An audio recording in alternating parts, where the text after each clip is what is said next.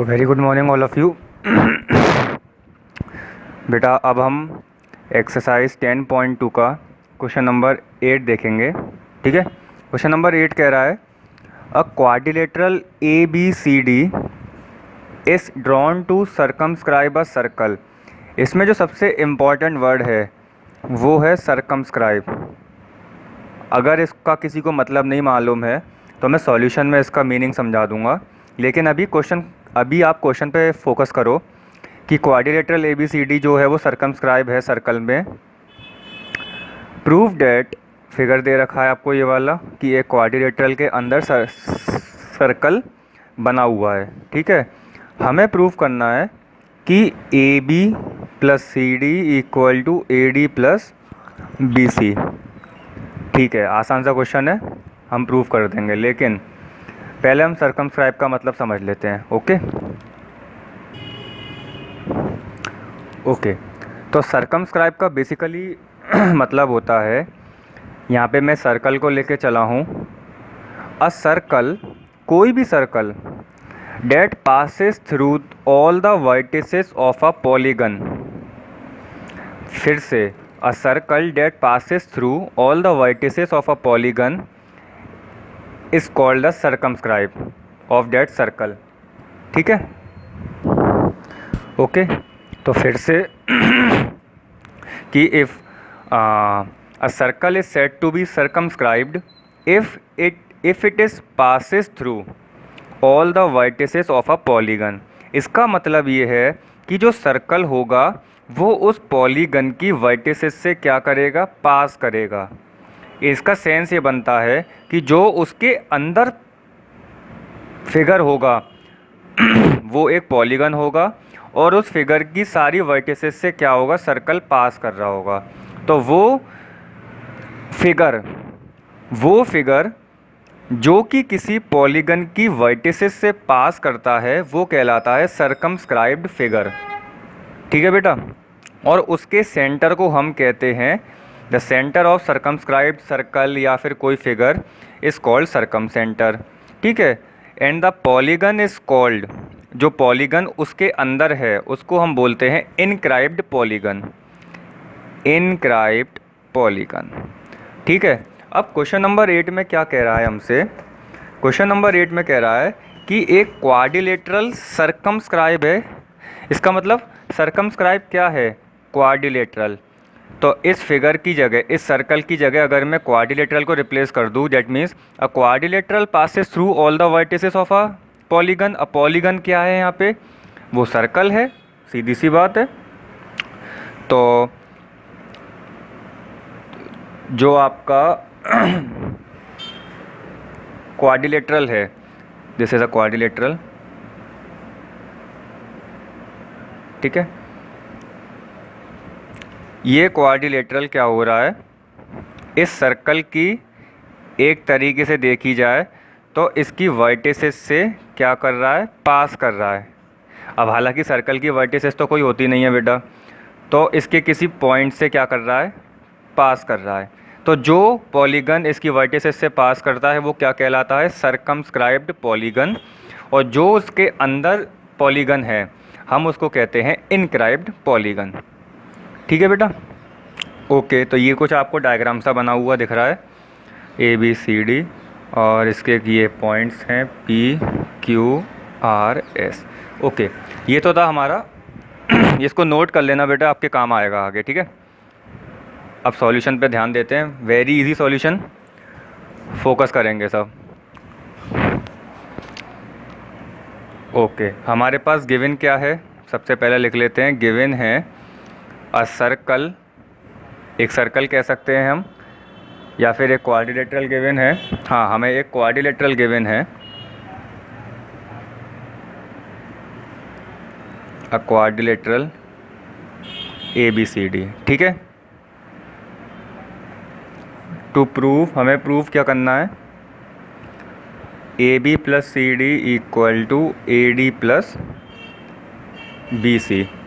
Okay, ये हमारे को प्रूव करना है।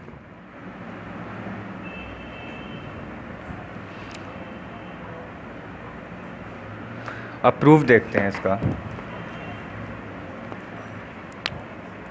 आप सब जानते हैं, सबने थ्योरम 10.2 अच्छे से पढ़ी है कि थ्योरम 10.2 के अकॉर्डिंग जब कोई टेंजेंट एक्सटर्नल पॉइंट से पास करता है, जब टू टेंजेंट एक्सटर्नल पॉइंट से पास करते हैं तो वो उस सर्कल पे टच होते हैं और वो टेंजेंट आपस में क्या होते हैं, इक्वल होते हैं।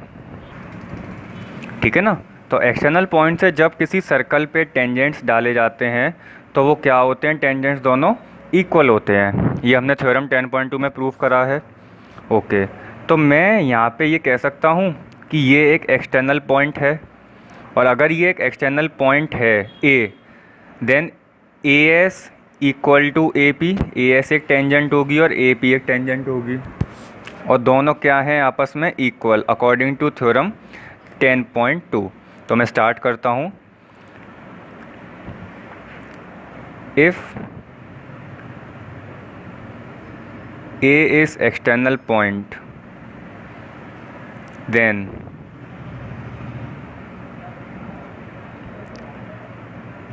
AP equal to AS। Reason, हम रीज़न लिखेंगे यहाँ पे कि tangents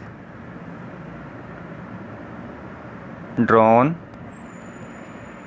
from an external point are equal. इसको कह लो फर्स्ट।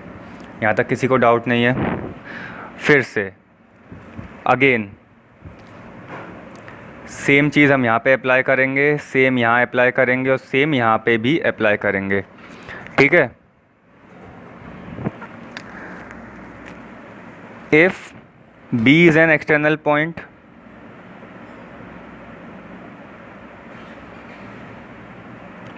देन हम कह सकते हैं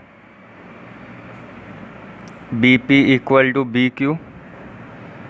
सेकेंड रीज़न क्या रहेगा हमारा, सेम रीज़न। ठीक है, कि tangents drawn from an external point are equal. यहाँ तक किसी को कोई प्रॉब्लम नहीं है। अगेन फिर से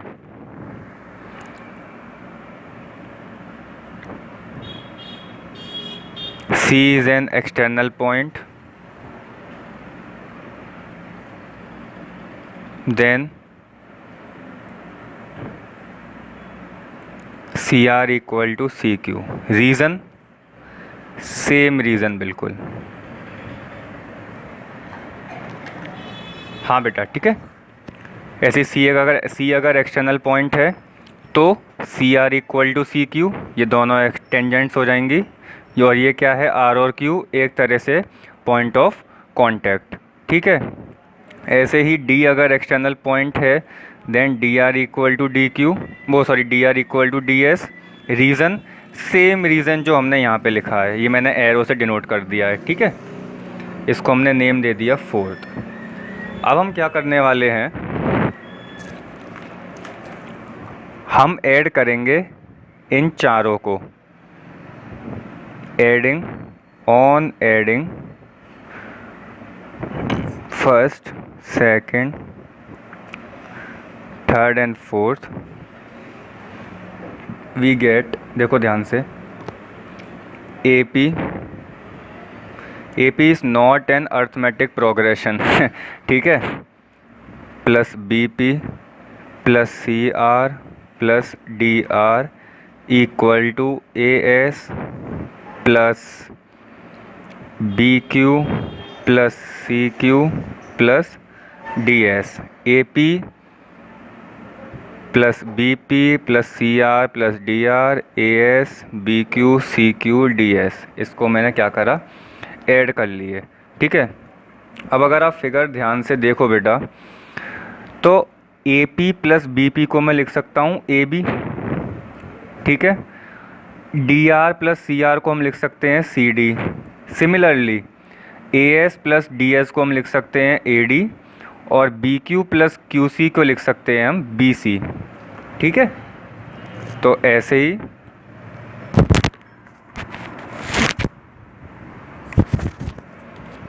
AP प्लस BP को हम लिख सकते हैं AB, plus C R plus D R को हम लिख सकते हैं सी डी, ए एस और प्लस डी एस को हम लिख सकते हैं ए डी, और B Q plus C Q को हम लिख सकते हैं क्या, बी सी। और यही हमको क्या करना था, प्रूव करना था। ठीक है, तो फिर से एक बार समझ लो हमने क्या करा है इसमें। ए बी सी डी ये क्या है, एक्सटर्नल पॉइंट्स हैं, और यहाँ से जो टेंजेंट्स पास होंगी वो क्या होंगी, आपस में इक्वल होंगी। ठीक है, ये मैंने सेम कॉन्सेप्ट अप्लाई करा। ये चारों जो इक्वेशन आई थी इसको मैंने ऐड करा। ऐड करने के बाद A P plus B P को हम लिख सकते हैं ए बी, ऐसी सी आर डी आर को हम लिख सकते हैं सी डी, ऐसी सिमिलरली हम दोनों साइड्स को भी क्या लिख सकते हैं, A D plus B C. ठीक है, बस इससे पहले हमें मेन चीज़ है सर्कमस्क्राइब का मतलब समझना, कि इसमें दे रखा था quadrilateral is circumscribe a circle. इसका मतलब क्वाड्रिलेटरल जो है वो सर्कल की वर्टिसेस से क्या हो रहा था, पास हो रहा था। ठीक है बेटा, ओके। तो अब हम समझते हैं question number 9, very important question. ठीक है, question number 9। Okay, question number 9 है हमारे पास। क्वेश्चन नंबर 9 के लिए फिगर हमारे पास गिवन है, वेरी इंपॉर्टेंट वाला क्वेश्चन है बेटा। ठीक है, क्वेश्चन नंबर 9 ये कह रहा है कि X Y and X dash Y dash are two parallel tangents. ये दोनों पैरेलल टेंजेंट्स हैं। ठीक है, two a parallel tangents to a circle with centre O. इसके बीच में यहाँ पे सर्कल बना हुआ है विद सेंटर ओ। इस सर्कल का सेंटर क्या है, ओ। यहाँ तक किसी को कोई डाउट नहीं है। ओके, ये दो टेंजेंट्स हैं। ठीक है, another tangent A B, another tangent A B with point of contact C intersect कर रही हैं एक्स वाई को ए पे and X dash Y dash को बी पे। ठीक है, तो जो दूसरी टेंजेंट है ना ए बी, वो इस सी, उसका जिसका पॉइंट ऑफ कांटेक्ट सी है, ये टेंजेंट एक्स वाई को ए पे इंटरसेक्ट कर रही है और एक्स डैश वाई डैश को बी पे इंटरसेक्ट कर रही है। ठीक है, पूरी काट नहीं रही है, बस ये है कि एक तरह से ये इसको यहाँ पे टच कर रही है। ठीक है, हमको प्रूव करना है कि एंगल ए ओ बी ये क्या है, 90 डिग्री है। ये हमारे को इसमें प्रूव करके लाना है बेटा। ठीक है, अच्छा ये बताओ कि अगर एक, देखो एक चीज़ सोचने वाली बात है, अगर ये पैरेलल टेंजेंट्स हैं, ठीक है, तो ये एक तरीके से क्या काम करेगी उसके लिए, अगर यहाँ पे मैं सर्कल को हटा दूँ तो ये इसके लिए काम करेगी एक तरीके से ट्रांसवर्सल का। सोचने वाली बात है। और अगर ये ट्रांसवर्सल है तो ये एंगल और ये एंगल, पूरा एंगल ए और एंगल बी, ये क्या होंगे, दोनों को इंटीरियर एंगल्स होंगे। अभी मैं प्रूफ करवाऊंगा। ठीक है, बस हम थोड़ा सा नॉलेज ले लेते हैं, एक अप्रोच पकड़ लेते हैं कि हमें इस क्वेश्चन को कैसे सॉल्व करना है। ठीक है, और ये पी क्यू एक डायामीटर है इसकी। ओके, ठीक है, सॉल्व करते हैं इसको। बस इसमें एक छोटा सा कंस्ट्रक्शन होगा बेटा। ओके, तो गिवन में हम क्या लिखेंगे, जो क्वेश्चन में गिवन हो वो यहाँ पे हम लिख देंगे कि एक्स वाई पैरेलल टेंजेंट्स हैं विद सेंटर ओ। ठीक है, ये एक टेंजेंट है, पॉइंट ऑफ कांटेक्ट जिसका सी है, और ये टेंजेंट इस टेंजेंट को ए पॉइंट पे और ये वाली टेंजेंट को बी पॉइंट पे इंटरसेक्ट कर रही है। ठीक है, ये हम यहाँ पे मेंशन कर देंगे। अच्छा, ये हम गिवन में लिख देंगे। टू प्रूफ, हमें प्रूफ करना है कि angle A O B equal to 90 degree है। ठीक है, ये वाला एंगल। ओके, अब इसमें एक छोटा सा कंस्ट्रक्शन होगा बेटा, वो मैं अपनी तरफ से ये कर रहा हूँ कि मैं इस O से C को जॉइन कर दे रहा हूँ। जॉइन O टू C, यहाँ तक क्लियर है।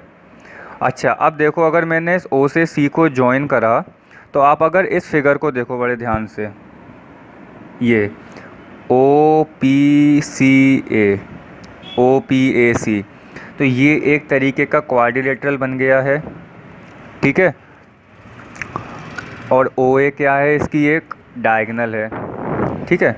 ये हमारी एक अप्रोच है क्वेश्चन को सॉल्व करने की। प्रूफ। तो बेटा सॉल्व करते हैं इसको हम। इसको सॉल्व करने से पहले बेटा हम जानते हैं कि अगर ये सेंटर है, ये एक टेंजेंट है और ये इसका एक पॉइंट ऑफ कांटेक्ट होगा, तो यहाँ पे अगर सेंटर से यहाँ पे रेडियस परपेंडिकुलर डाली जाती है तो ये ऑलवेज़ क्या होती है, 90 डिग्री। ये सब जानते हैं अकॉर्डिंग टू थ्योरम 10.1। ऐसे यहाँ पे भी 90 डिग्री बनेगा, यहाँ पे भी 90 बनेगा, ऑल्सो यहाँ भी 90 बनेगा, ठीक है। ओके, अब हम लेते हैं, देखो अब ध्यान से समझना इसका प्रूफ। इफ़, अगर यहाँ पे इफ़ क्या, वो तो OCAP एक क्वाड्रिलेटरल मुझे दिख रहा है,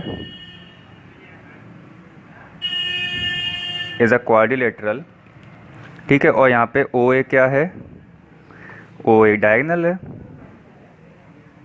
ठीक है। ओके, OA डायगोनल है। तो मैं मालूम मैं क्या करने वाला हूँ, मैं इन दो ट्राइंगल्स को कॉन्ग्रुएंट प्रूफ करने वाला हूँ, ठीक है। तो इन ट्राइंगल OPA ये वाला एंड ट्राइंगल OCA, फिर से अगर ये क्वाड्रिलेटरल है, ये एक डायगोनल है, तो ये दोनों ट्राइंगल्स को मैं कॉन्ग्रुएंट प्रूफ कर दूंगा, ठीक है।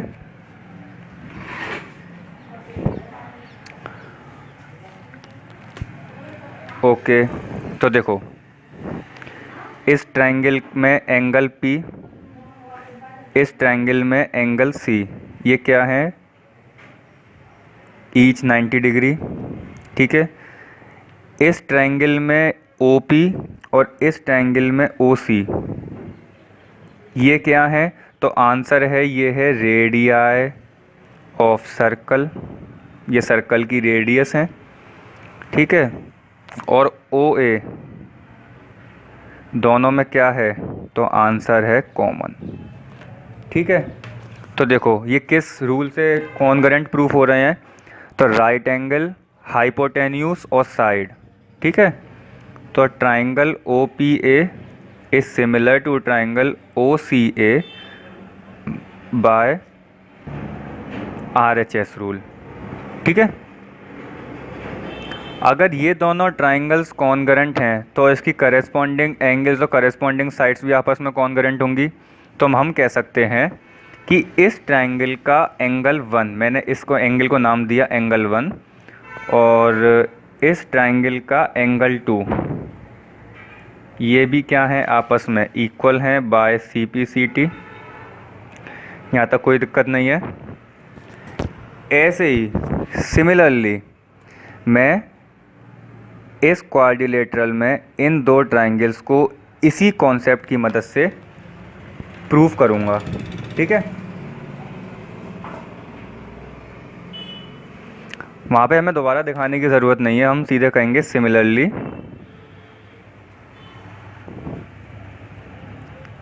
इन triangle OCB and triangle OQB, ठीक है।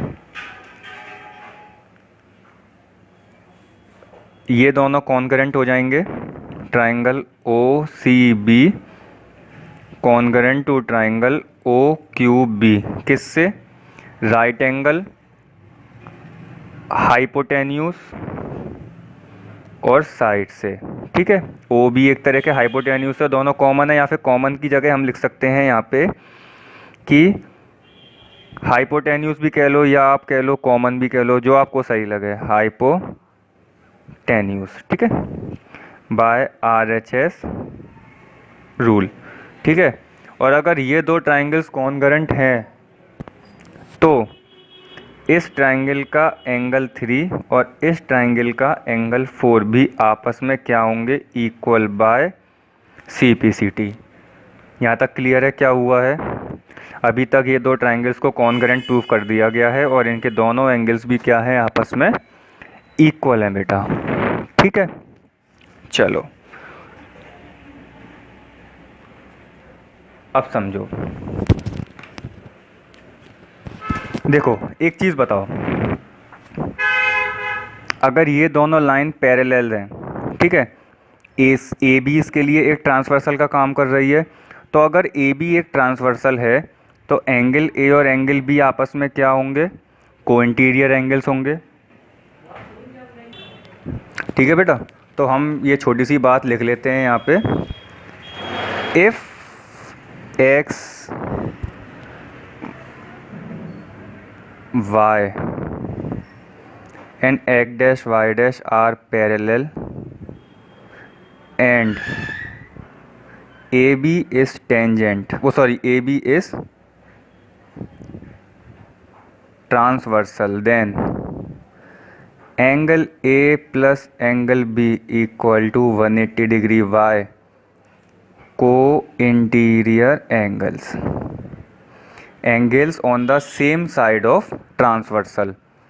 ठीक है, ट्रांसवर्सल की सेम साइड पे एंगल्स बन रहे हैं। ठीक है, लेकिन यहाँ पे सर एंगल ए और एंगल बी है क्या, ये तो बताइए। अब देखो बड़े ध्यान से समझना बात, एंगल ए को टू एंगल्स में डिवाइड कर दिया गया है, एंगल 1 और एंगल 2 में। तो बेटा मुझे ये बताओ, क्या मैं एंगल 2 को मैं लिख नहीं सकता, एंगल 2 जो है हाफ है इस पूरे एंगल ए का, हो सकता है। और ऐसे ही एंगल 3 ये भी हाफ होगा किसके, इस पूरे एंगल बी का। ठीक है, सिंस एंगल 2 ये जो है हाफ है किसका, एंगल ए का, विच इम्प्लाइज, यहाँ से हम कह सकते हैं अगर 2 को हम इधर ले जाएं तो यहाँ से हमें क्या पता चल रहा है, यहाँ से हमें पता चल रहा है कि ये जो एंगल ए है ये ट्वाइस है, ये ट्वाइस है एंगल 2 का। ठीक है, यहाँ तक क्लियर है सबको? ओके, मैं बस 2 को इधर ले गया, जैसे एंगल 2 हाफ हो रहा था एंगल ए का, अगर मैं 2 को यहाँ ले गया तो सेंस बदल गया थोड़ा सा, अब यहाँ पे एंगल ए ट्वाइस हो गया एंगल 2 का। ठीक है, ऐसे ही एंगल 3 जो है वो हाफ होगा किसका, एंगल बी का। ठीक है ना, कोई दिक्कत तो नहीं है उसमें, ये एंगल इस पूरे एंगल का आधा होगा। ऐसे ही अगर मैं 2 को यहाँ ले जाऊँ एंगल बी, तो एंगल बी का क्या सेंस बनता है बेटा, एंगल बी हमें ये बताता है एंगल बी दुगना है एंगल 3 का। ठीक है, अब मैं क्या करने वाला हूँ, इन दोनों वैल्यूज़ को यहाँ पे इस इक्वेशन नंबर फर्स्ट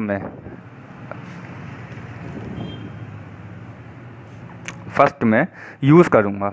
ठीक है, फ्रॉम फर्स्ट कैपिटल 1, ठीक है, capital first, twice of angle 2 plus twice of angle 3 equal to 180 degree. 2 common ले लो, angle 2 plus angle 3 equal to 180 degree, angle 2 plus angle 3 equal to 90 degree. ठीक है, 2 यहाँ पे आ गया और 2 से ना हमने 180 को डिवाइड करा तो 90। ठीक है, इसको कह लो सेकेंड। ठीक है बेटा, यहाँ तक जितना बताया सबको क्लियर है? ओके, अब देखो, अब मैं इस ट्राइंगल में एंगल सम प्रॉपर्टी लगाने वाला हूँ, ट्राइंगल AOB, ये वाला ट्राइंगल।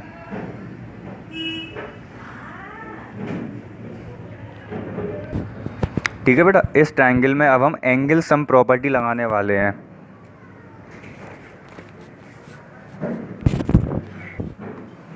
तो इन ट्राइंगल AOB देखना, AOB में angle 2 plus angle AOB plus angle 3 equal to 180 degree. क्यों? By angle sum property. लेकिन हम जानते हैं एंगल 2 और एंगल 3 का सम कितना है, 90 डिग्री। हम प्रूफ कर चुके हैं पहले। तो एंगल ए ओ बी कितना हो गया, 90 उधर ले आओ, 90 डिग्री। ठीक है, ये हो गया हमारा प्रूफ। आसान सा क्वेश्चन था, बस इसकी अप्रोच क्या थी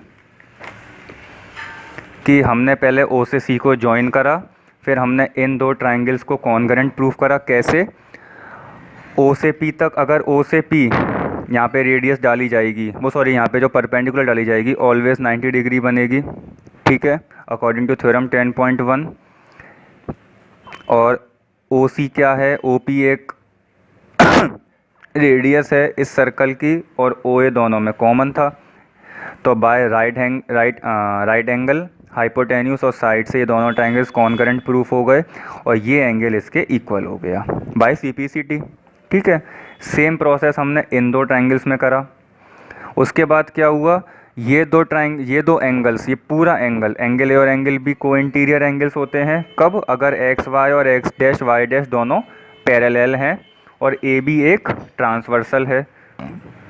ओके, लेकिन हम जानते हैं कि एंगल 2 इस पूरे एंगल का हाफ है, या फिर हम कह सकते हैं ये पूरा एंगल इस एंगल का दुगना है, अकॉर्डिंग टू दिस सेंस। ठीक है,